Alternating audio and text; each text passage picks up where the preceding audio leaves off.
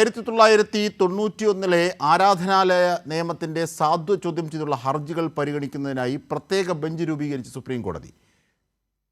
Chief justice Sanjiv Khanna, PV Sanjay Kumar, KV Viswanathan എന്നിവർ അംഗങ്ങളായ ബെഞ്ചാണ് ഹർജി പരിഗണിക്കുക. ഹർജിയിൽ കോടതി വ്യാഴാഴ്ച മുതൽ വാദം കേൾക്കും.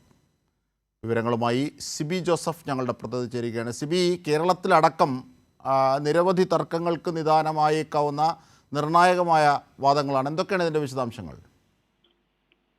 അജിംഷദ്, തീർച്ചയായും ഈ വലിയ രീതിയിൽ പ്രത്യേകിച്ച് നോർത്ത് ഇന്ത്യയിലടക്കം സംഭാരടക്കമുള്ള വിഷയങ്ങൾ ഉള്ള സമയത്ത് ഈ ആരാധനാലയങ്ങളുടെ ഒരു നിയമത്തിന്റെ സാധ്യത ചോദ്യം ചെയ്തുള്ള ഹർജിയാണ് സുപ്രീം കോടതിയിലെ പ്രത്യേക ബെഞ്ച് ഇപ്പോൾ പരിഗണിക്കുക.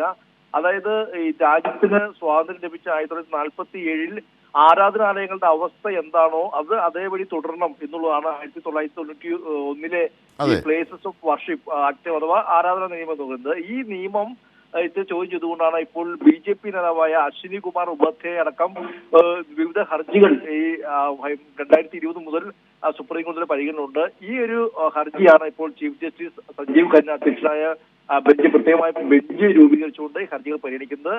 അതിൽ സഞ്ജീവ് ഖന്നയുണ്ട്, PV സഞ്ജയ് കുമാറുണ്ട്, KV വിശ്വനാഥൻ എന്നിവരുന്ന ബെഞ്ചാണ് ഈ ഒരു ഹർജികൾ പരിഗണിക്കുക. ഏതായാലും വ്യാഴാഴ്ച മുതൽ ഇത് വാദം തുടരുകയാണ്. പ്രത്യേകിച്ച് ഇതിൽ സംഘപരിവാറിന് കൃത്യമായ അജണ്ടയാണ് ഈ ആരാധനാലയ നിയമം എടുത്തു കളയുക എന്നുള്ളൊരു ആവശ്യം. കാരണം അത് 1991 പാർലമെന്റ് പാസ്സാകുന്നത്. അന്ന് തന്നെ ആ പ്രതിപക്ഷത്തുള്ള BJP അതിനെ ശക്തമായി എതിർത്താണ്. പക്ഷേ എങ്കിൽ പോലും അയോധ്യ ക്ഷേത്രം അടക്കം അതിനെ ഒഴിവാക്കിക്കൊണ്ട് പിന്നെ ആ നിയമം ഒന്ന് പാസ്സാക്കുകയും ചെയ്തു.